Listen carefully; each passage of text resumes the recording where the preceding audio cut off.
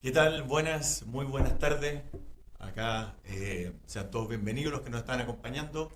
Estamos en el primer conversatorio de Hablando de, el primero que esperamos que sea el primero de muchos conversatorios que está impulsando el colegio. En esta oportunidad, bueno, vamos a partir conversando del suicidio. Y acá para eso nos acompaña nuestra querida directora del Centro Padre, Bárbara Besanilla. Hola, Bárbara. hola, buenas tardes. Y hoy día vamos a tener el agrado de conversar con la doctora Camila Vaz. Camila. Hola, buenos días, buenas tardes a Buenas todos. tardes. Sí. Bienvenida, muchas gracias por acompañarnos en este primer conversatorio. Esto es la idea que se grabe en un formato podcast y después podamos eh, recurrir a él cuando se requiera. Así que gracias por tu presencia acá hoy día. Muchas gracias a ustedes por la invitación también. Muy interesante. Sí, tema que nos tiene, yo creo, Bárbara, aquí viene un tema si bien es complicado, pero que nos apasiona mucho. Esto principalmente porque en el último tiempo han habido varios casos de suicidio en colegios, veo amigos nuestros y que nos ha tocado eh, sentirlo y vivirlo. Entonces, queríamos partir conversando un poco contigo que si esto que está pasando que le ha pasado a otros colegios es algo que está siendo cada vez más habitual, es frecuente o no, ¿cómo lo ves tú? Si podemos partir por esa parte de cómo está hoy día eso.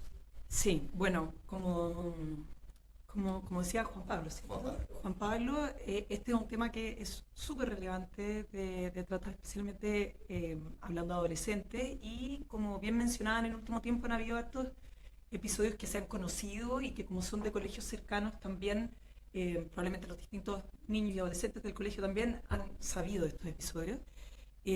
Como les comentaba antes de partir el podcast, en mi experiencia, así súper subjetivo, yo también el último tiempo me ha tocado ver más adolescentes con ideación suicida, que han tenido intentos suicidas, y si miramos las cifras, bueno, sigue siendo la segunda causa de mortalidad en adolescentes de 15 y 19 años después de los accidentes, y también se ha visto que el último tiempo, especialmente las cifras que por lo menos manejo son entre el 2021 y el 2022, aumentó hasta un 30% los casos de intentos suicidas, que es una cifra tremenda si uno lo ve pensando en la gravedad de esto. ¿Y a qué adjudicas tú ese aumento tan significativo? ¿A qué se debe? Sí, mira, después vamos a entrar un poco en cuáles serían las causas del suicidio, pero la verdad es que es algo muy multifactorial, entonces es bien difícil identificar una causa única o decir que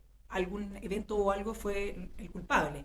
Sí coincide temporalmente con la pandemia y todos sabemos lo difícil que fue esto y lo difícil que fue para los adolescentes. Y es algo que ahora me toca conversar también antes en la consulta de cómo lo vivieron ellos.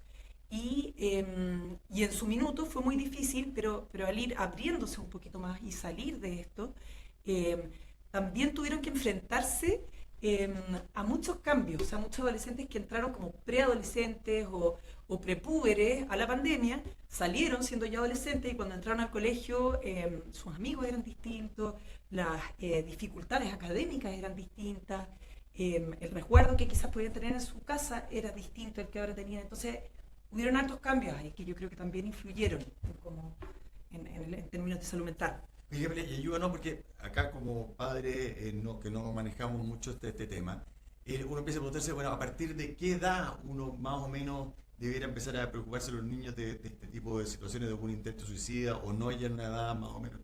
¿Cuándo parte esto? O sea, Mayoritariamente hablando. sí, claro, porque si hablamos en general, yo diría que me han tocado casos de niños más pequeños, incluso menores de 10 años, pero eso es mucho menos habitual, o sea, a menos que haya un niño que tenga muchas dificultades, muchos antecedentes, no es lo primero ni lo segundo que vamos a pensar. En general, la adolescencia es uno de los periodos en que hay más cambios, tanto a nivel hormonal, neuronal, contextual, se podría decir, y dependiendo de cómo se vive esto, pueden haber más o menos riesgos. Entonces, yo diría que esa es una etapa más de riesgo, entre comillas, especialmente entre los 15 y los 19 años, por lo menos eso es lo que se ve en las cifras también. Plena pubertad.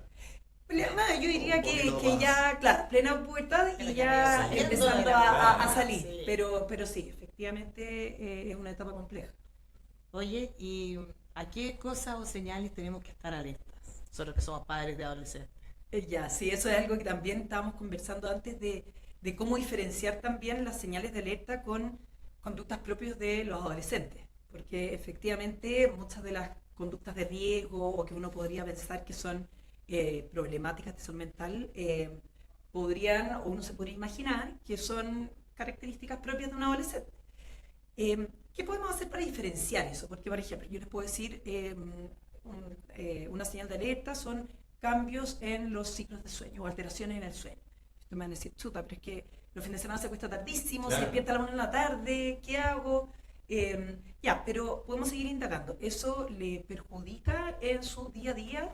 Él ha dejado de hacer cosas que le gustan porque tiene problemas con el sueño, ha dejado de ir al colegio, se duerme en el colegio, no puede dormir aunque quiere dormir, por ejemplo, porque una cosa es que no duerma en la noche porque se queda chateando y la otra es que trate de dormir y no pueda.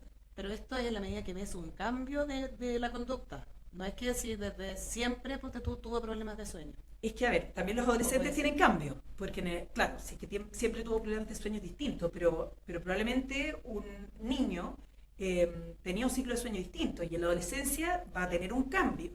Pero ahí lo que hay que mirar es la intensidad del cambio, la interferencia del cambio con su día a día, con su funcionamiento. Entonces quizás el sueño es algo un poquito más cotidiano, no sé, pero si hablamos del ánimo, los adolescentes habitualmente tienen más cambios anímicos. Pueden estar un poco más irritables, pueden estar más contestadores, pueden estar más sensibles, entonces uno les dice algo y, no sé, se ponen a llorar o se enojan, pero ¿qué tan intenso es esto? ¿Esto le ocurre porque hubo un evento importante, terminó con el pololo, entonces obviamente está triste? ¿O es algo que en el fondo, frente a cualquier cosa, esto lo derrumba y pasa 2 semanas en que no quiere juntarse con sus amigos, en que no quiere salir de la casa? Entonces, también es distinta la intensidad. Pero ahí pasa por también, partiste por el tema del sueño. O sea, ¿es como Sí. él es el principal indicador o tiene que ir acompañado de otro? Multifactorial. Sí, pero es súper Claro, buena tu pero pregunta, digamos que porque no. como partí por eso, quizás se Sí, pueden que haber quedado a lo con la mejor idea. es como chuta, si no será me el va más bien. importante, o sea, no sé. Claro. Porque a los adolescentes nos toca ver que por lo general tienen cambios en sus conductas y están a veces más irascibles. Sí. Entonces, No, ese no es el más importante. ¿Ya? Como decía Bárbara, es algo multifactorial, entonces la idea es poder como observarlo en los distintos aspectos de su vida, porque eso es otro ítem importante a tomar en cuenta. ¿Lo está afectando solamente en el colegio o está interfiriendo en todas sus áreas de desarrollo? En los adolescentes creo que es súper importante ver, por ejemplo, el tema social. Las amistades se están aislando, han querido dejar de salir, han tenido como cambios en sus amistades, que eso puede pasar, pero ¿hasta qué punto les afecta? ¿Cómo lo están viviendo ellos? ¿Cómo lo ven ustedes? Y ahí yo creo que es importante diferenciar cambios que se vean o elementos, signos de alarma a factores de riesgo. También son cosas distintas. Porque es distinto un signo de alarma, como pueden ser estos cambios en sus patrones, la interferencia que puede haber en el día a día, la intensidad que esto significa, la frecuencia y la duración. Y los otros son factores de riesgo, en el fondo como nos harían aumentar aún más las alarmas. Claro. y ahí caemos. ¿Y cuáles son los factores de riesgo más importantes? Hay muchos, pero así como para que nos acordemos, porque si es que empiezo a mencionar mucho, se les van a olvidar. No recordemos los detalles. Pero hay 3 que son súper relevantes, que son los intentos previos. O sea, un adolescente que ha tenido un intento suicida previo tiene un riesgo mucho mayor de volver a hacer un intento. ¿Ya? Los trastornos de salud mental y el consumo de sustancias. Y cuando hablo de consumo de sustancias no me refiero solamente al consumo de drogas como cocaína, sino que también el consumo de marihuana, el consumo de alcohol, porque eso obviamente también aumenta el riesgo de cometer actos impulsivos en los adolescentes. Por la pérdida de conciencia quizás con el alcohol. Y bueno, es que el alcohol lo que hace también es desinhibir. Entonces, algo que quizás nosotros logramos contenerlo, nos desinhibimos y podemos actuar, en especial en la adolescencia, que muchas veces los adolescentes reaccionan antes de pensar lo que van a hacer. Actúan antes de pensar. Eso. Perdón. ¿Puedo interrumpir? Dale. Ya, Sí, sí, creo que es tenemos varias importante cosas. el tema como de los signos de alarma, porque ahí me faltaron, yo les comenté como algunos elementos habituales que podrían ser signos de alarma de alguna enfermedad de salud mental, por ejemplo, que es un factor de riesgo. Pero hay signos de alarma más directos también. ¿Enfermedad de salud mental te refieres a qué? Depresión, depresión, ansiedad. Obviamente el trastorno bipolar es algo menos frecuente, pero en general me refiero a depresión y ansiedad, que son además las patologías más habituales que encontramos en adolescentes. Pero también hay signos de alarma más directos relacionados con el suicidio. Desde decir que se quieren morir, que muchas veces hay personas que pueden decir, no, está exagerando, quiere llamar la atención, un mito que hay es que no, si dice que se quiere morir, en verdad no se va a matar. Eso como que yo lo he escuchado 1000 veces, no, el suicida no avisa. Eso es totalmente falso. Ese es un mito. Si es que vemos la mayoría de los pacientes, de los adolescentes o de los adultos incluso, que hacen un intento suicida, lo comunicaron antes de una u otra forma. ¿Ya? Entonces, ese es un signo de alarma directo, además, que es súper relevante de tener en cuenta. Hay otros elementos indirectos, como cartas de despedida, por ejemplo, o ahora que ya la carta no se usa mucho, despedirse en redes sociales. Y eso es un elemento súper importante y bien de riesgo, que probablemente a ustedes no les va a tocar, no lo van a ver, pero quizás sí sus hijos les van a llegar contando que un amigo quizás escribió algo. Que se escribió algo. Oye, ya que estamos en el mundo de los mitos acá, siempre se ha dicho, y no sé si esto es verdad o no, que tocar el tema o hablarlo puede incitar a una persona a primero se le ocurre la idea, entonces uno queda un poco atrapado en ese mito, no sé si es así, ¿cómo lo ves tú? Sí, efectivamente es un mito, o sea, es falso. Ya el preguntarle a alguien acerca de ideación suicida nunca le va a dar la idea de hacer algo. Al revés, muchas personas se alivian cuando les preguntan, porque pueden en el fondo como expresar lo que les está pasando, expresar su sufrimiento, pedir ayuda, porque también hay un tabú súper grande acerca de esto, muchas veces les da vergüenza hablarlo, entonces si no les preguntan dicen, no, ¿para qué lo voy a decir? Qué vergüenza o qué miedo, ¿qué me van a decir? Entonces preguntarlo muchas veces puede generar un alivio tremendo y como les decía, el preguntar acerca de ideación suicida nunca le va a implantar esa idea a un adolescente. Perfecto. Oye, un segundo que quería tomar, me permite, es que estamos acá con la doctora Camila Vaz. Quería recalcar eso. Este es el primer conversatorio de Hablemos de, que se va a transmitir en formato podcast también. Y se reciben todas las preguntas que ustedes en la casa nos quieran hacer. Así que por favor mándenlas a través del canal de YouTube. Acá nosotros vamos a tratar de transmitírselo también acá a la doctora. Así que siéntanse libre de enviar sus consultas también cuando quieran. Yo me quedé con algo que estabas diciendo, de este mito de que si preguntamos no induce a la idea suicida.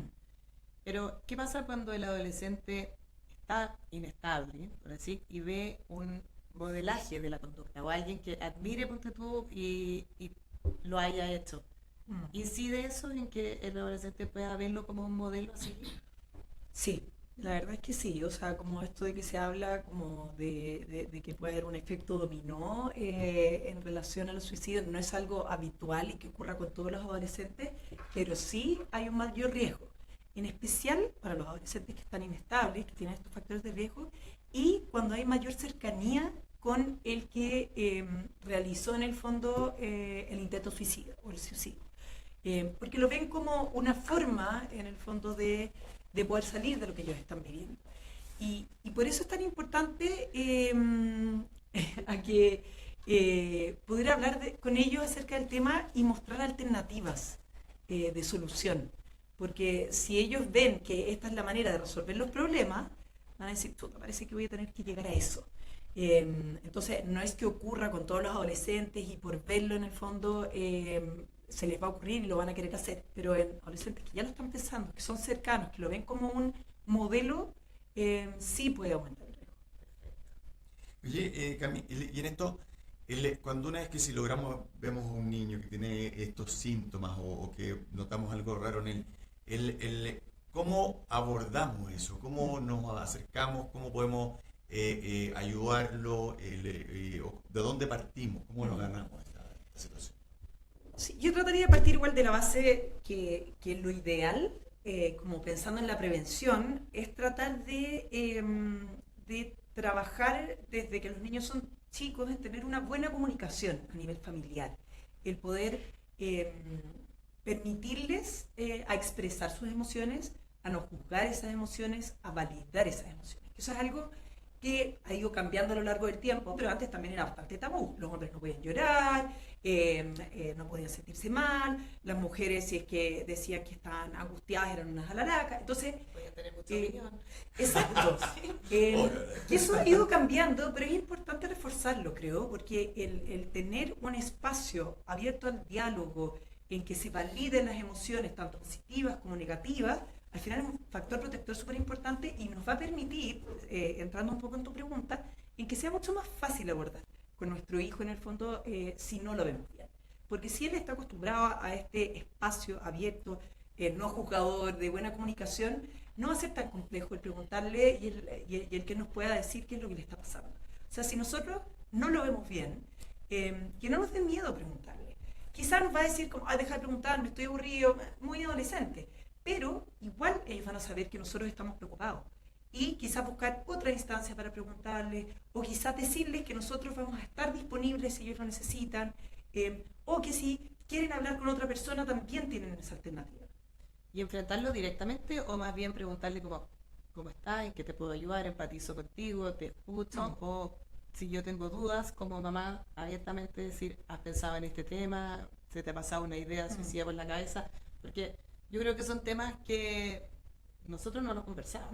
O sea, Nunca, en nuestra ningún familia lado. nunca. Entonces, no sé si hoy día, yo al menos como mamá, no sabría qué es lo mejor para mi hijo. Sí, obviamente escucharlo y empatizar con él y tener una cercanía, pero preguntarle directamente o no hacerlo.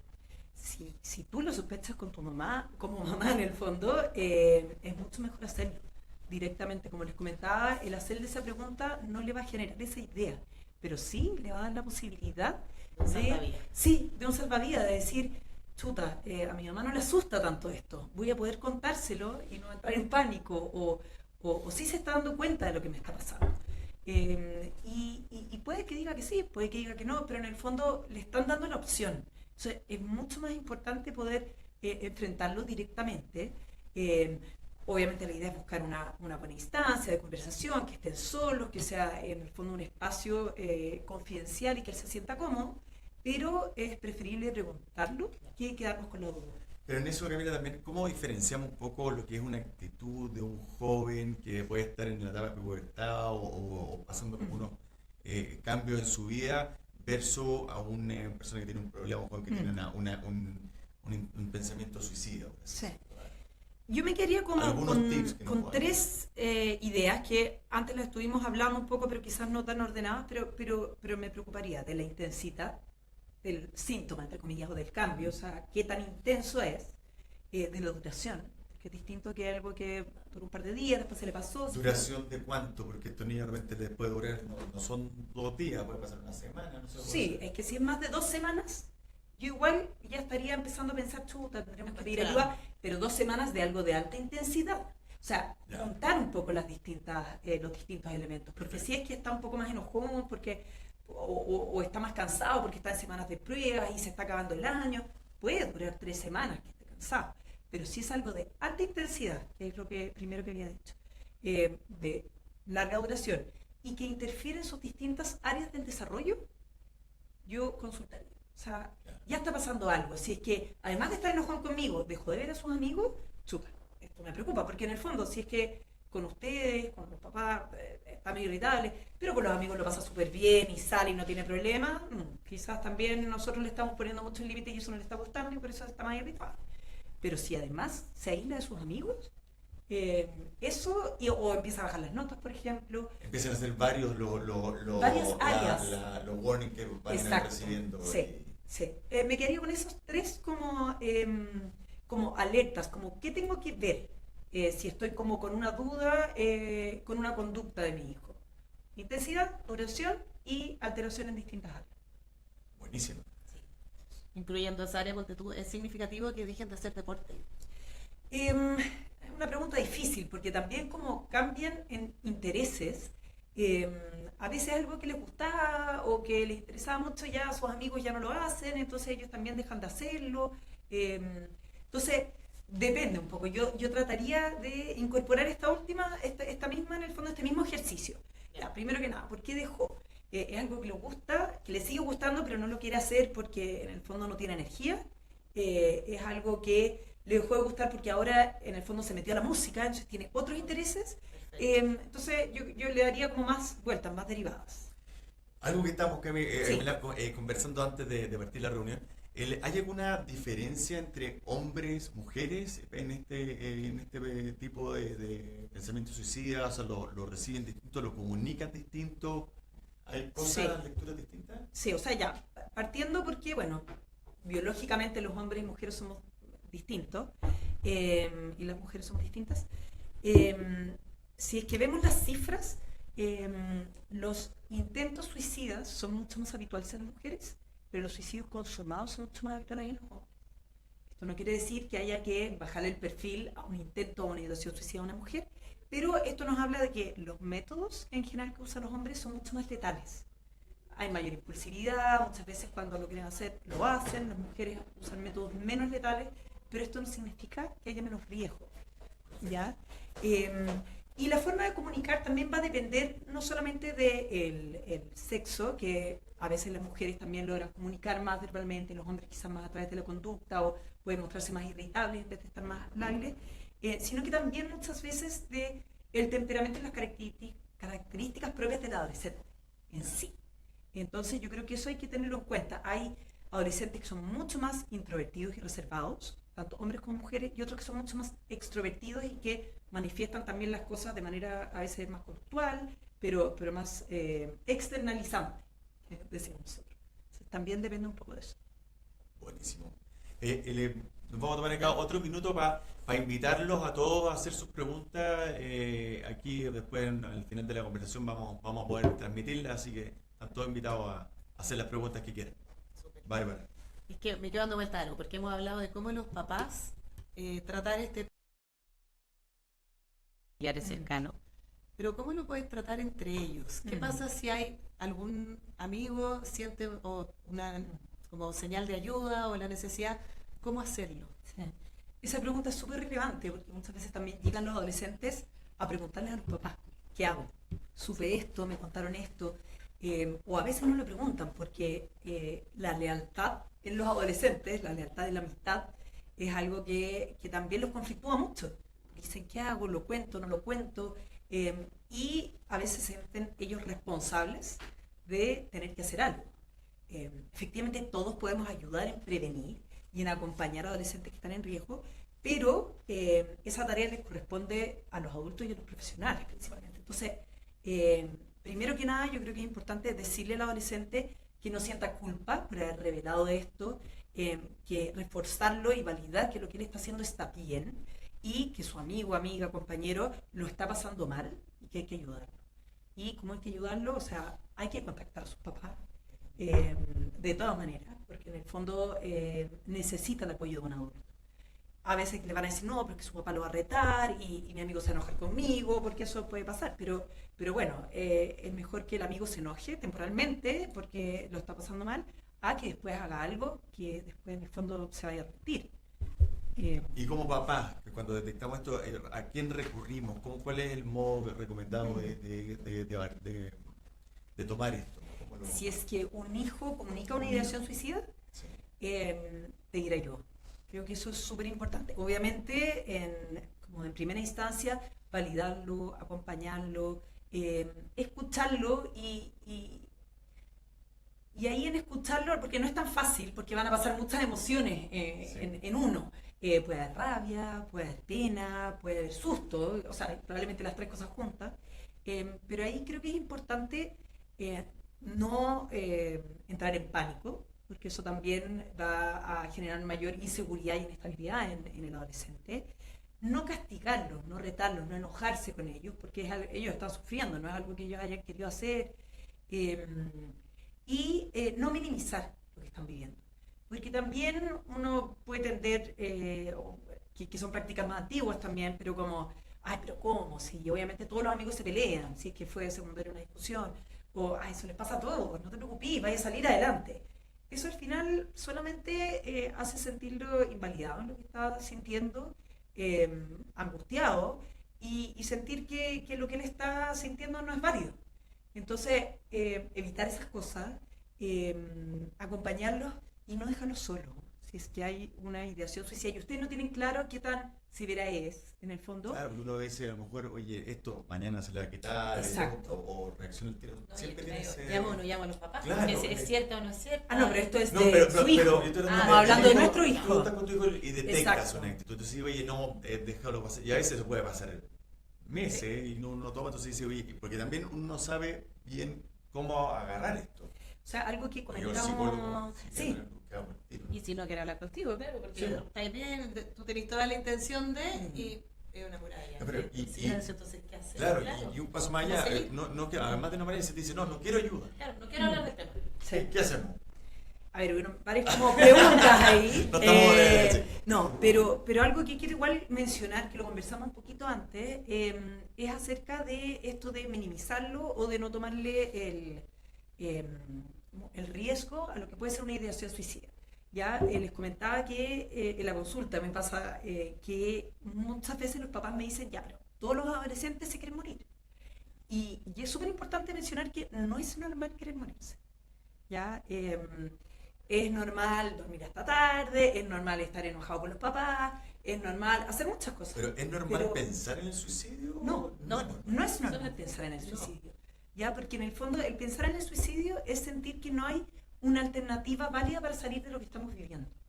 Es que en el fondo sentir que nuestros recursos son menos que el dolor que estamos sintiendo y que la única forma de salir de esto es desapareciendo. Entonces, por eso creo que es súper importante tomarle el peso a lo relevante que puede ser una ideación suicida. Ya no estamos hablando de intento, estamos hablando de ideación. Porque en el fondo podemos decir, no, pero nuestro hijo igual no lo va a hacer. O quería llamar la atención.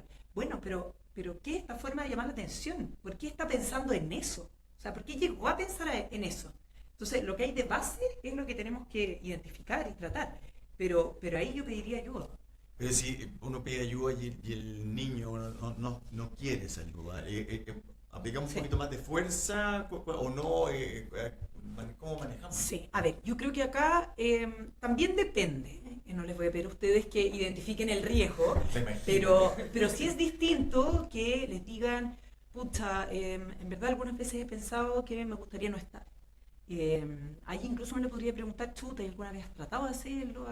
Ya, si en verdad está muy alejado y él dice, no, jamás lo haría, lo he pensado, ahí tenemos más tiempo ya para la búsqueda de ayuda. En el fondo podemos tratar de buscar alternativas, de validar lo que siente, de mostrar ejemplos, de también, porque a veces a ellos les da vergüenza o les da temor o no quieren que los papás en el fondo se preocupen en exceso, entonces le pueden decir, mira, si es que no quieres hablar esto conmigo, háblalo con tu tío, tu hermano, si es que es mayor de edad. Es que no, porque es que no van a querer hablar con una psiquiatra, por eso les digo, o sea, como si no quieren hablarlo con ustedes, bueno, también darles la opción, te gustaría hablar con alguien que se dedique al tema, pero que sea objetivo, que no, ideal si quieres, pero si no quieres al psiquiatra, ni al ya, entonces, ¿quién le da confianza? Y ustedes probablemente van a saber que es mucho más cercano al tío, que es más joven, o tiene un profesor, que entonces, bueno, hablar con sus amigos, como papás, hablar con los amigos, entrar en ese mundo.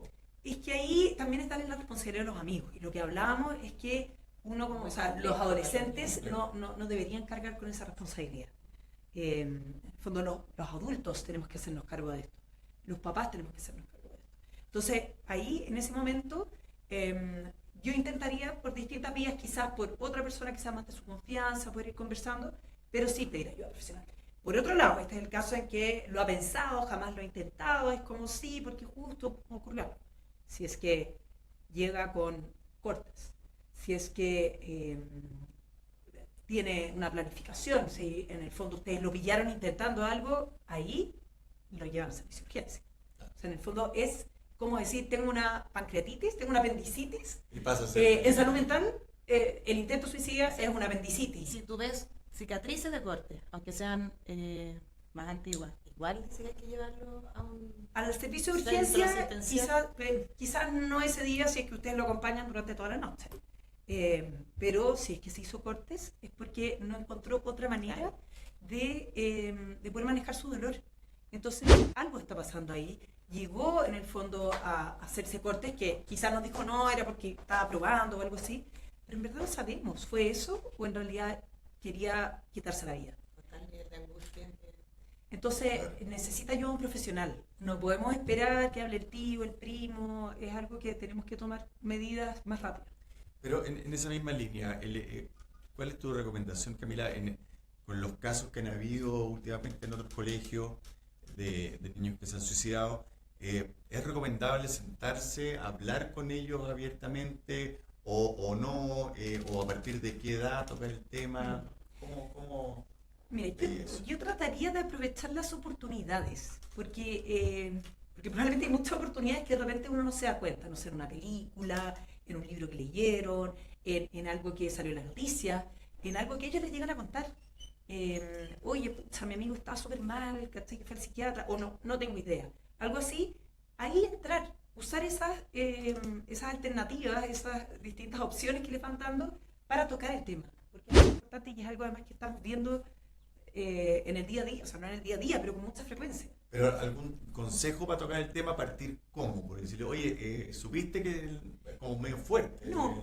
No, pero de repente se te da una conversación a raíz de estos casos, por ejemplo, que supimos lamentablemente este año de los colegios como más cercanos a este. Yo me acuerdo que al menos en mi casa aprovechamos la triste noticia para que fuera un tema de conversación en familia, así como, ¿y qué piensan ustedes al respecto? ¿Y cómo se sienten? Además era como bastante de la edad, entonces les llega como súper fuerte. Claro, lo que pasa es que uno siente cuando son un poco de la edad, uno es como un par. Entonces uno llega y lo puede trabajar, pero hay veces que uno siente que son más chicos que los niños. Yo en mi caso tengo uno de 10. Sí. No me siento Claro. como muy llamado a iniciar esa conversación. Sí, a ver, porque también tenés hijos más grandes, ¿no? También. Ya, porque si es que se da una conversación, no sé, en la mesa acerca del tema y está el de 10, también se le puede preguntar, oye, ¿qué piensas de esto? Si, ¿tú crees que pasa?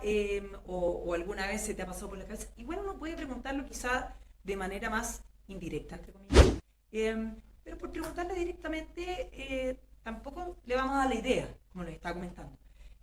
Sí creo que en la adolescencia más tardía, entre comillas, entre los 15 y los 19 años, es algo quizás más urgente. Pero yo no le quitaría la oportunidad, dado que además las cosas se van sabiendo cada vez más rápido con el tema de las redes sociales.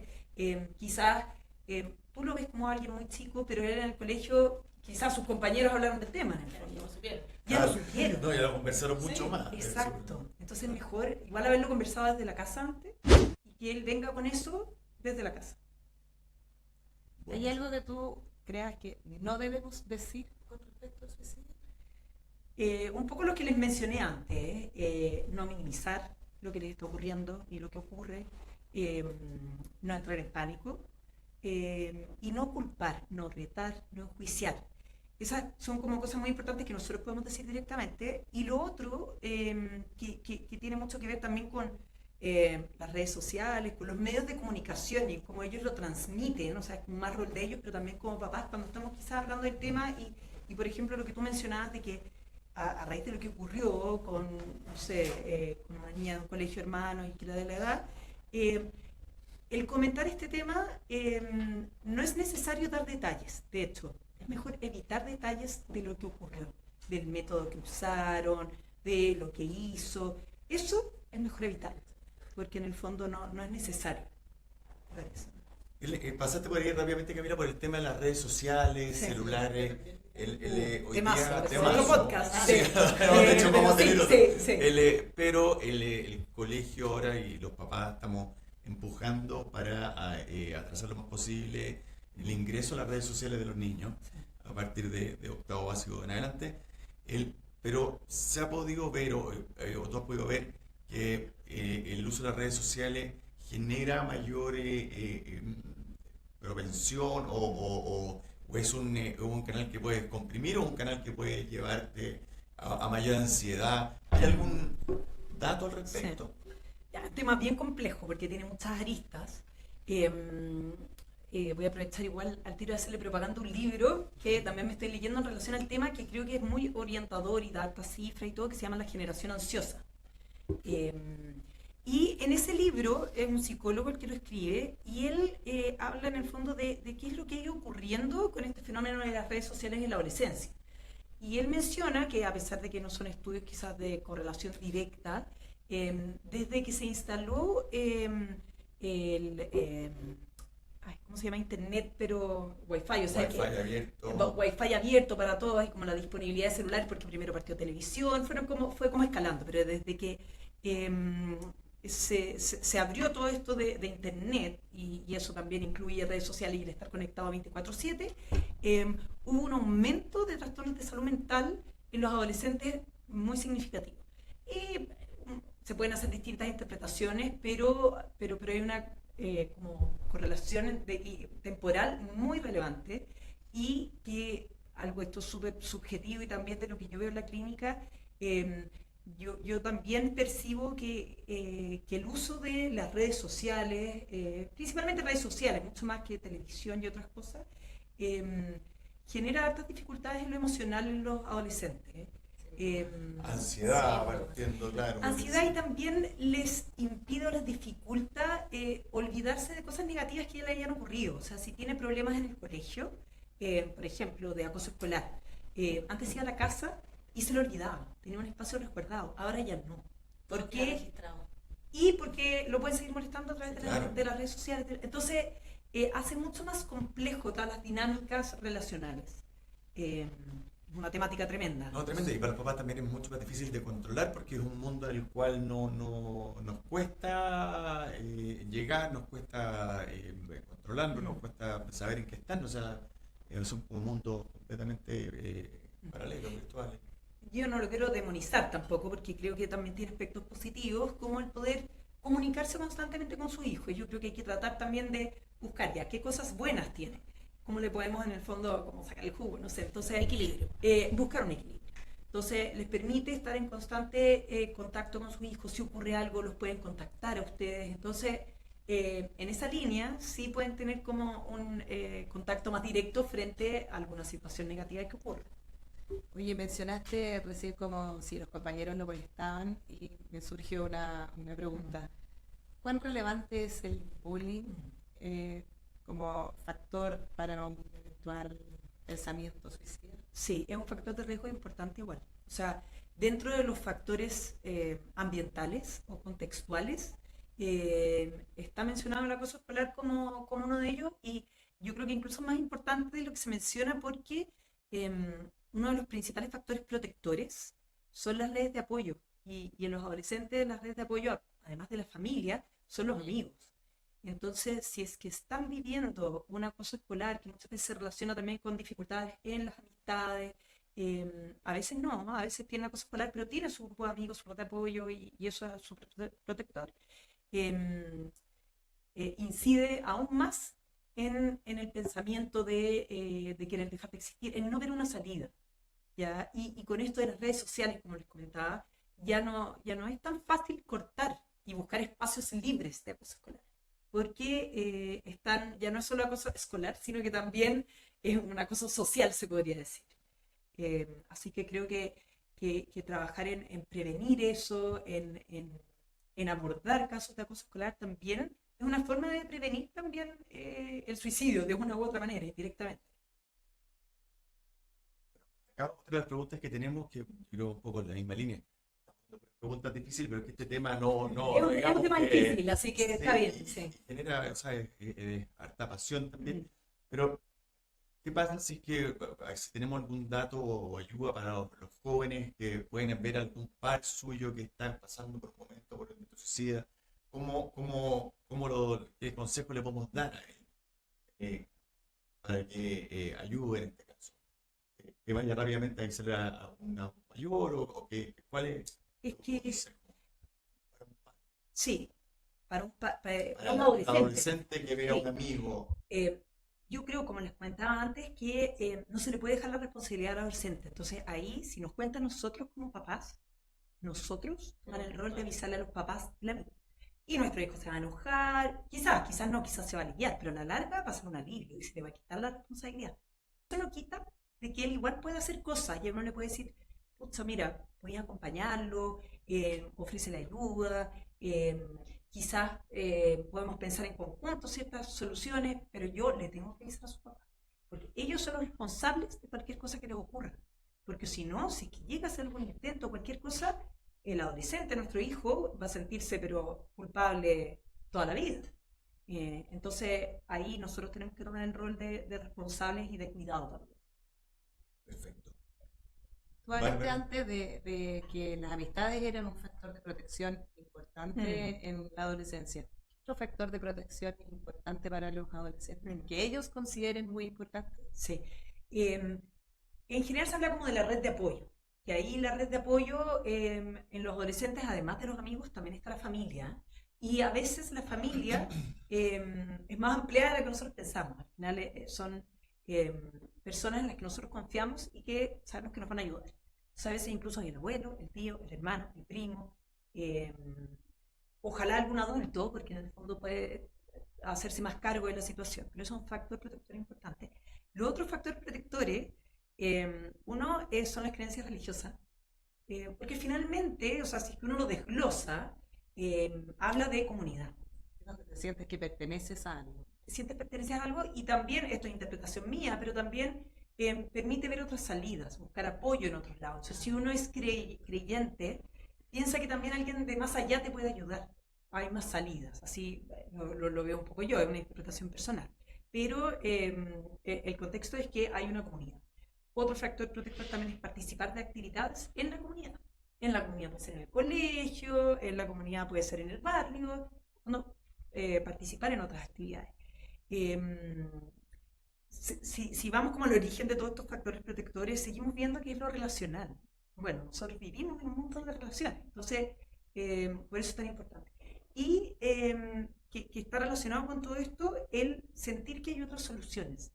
La percepción de que hay, de que puede haber ayuda y de que hay otras respuestas frente a lo que nos ocurre, es uno de los principales factores protectores, que esto también es habla de la resiliencia. Y te alivia, Y te alivia.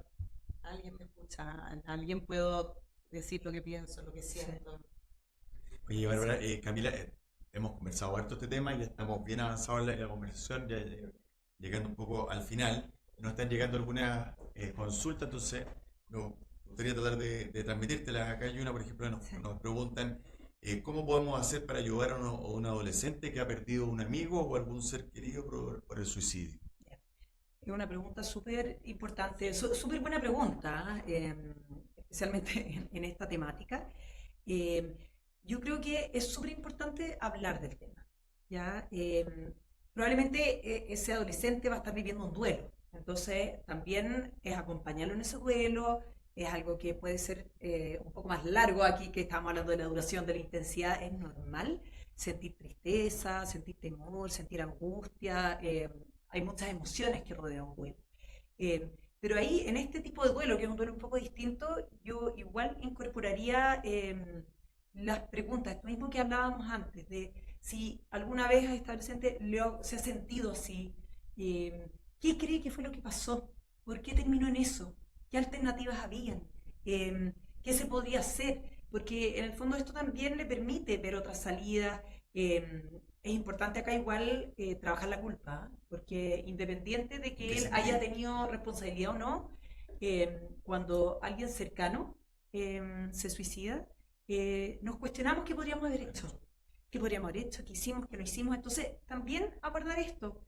Hay algunos momentos en que te has sentido culpable, si es que no se los verbaliza espontáneamente, porque esto puede ser así. Entonces, también ahí es súper importante dejarle claro que es multifactorial, que probablemente habían muchas cosas más que lo estaban afectando, que esto que hizo o que no hizo no fue la causa del suicidio, porque la culpa es algo muy potente y que puede ser muy complejo también para el adolescente. Sí. Súper importante. Sí.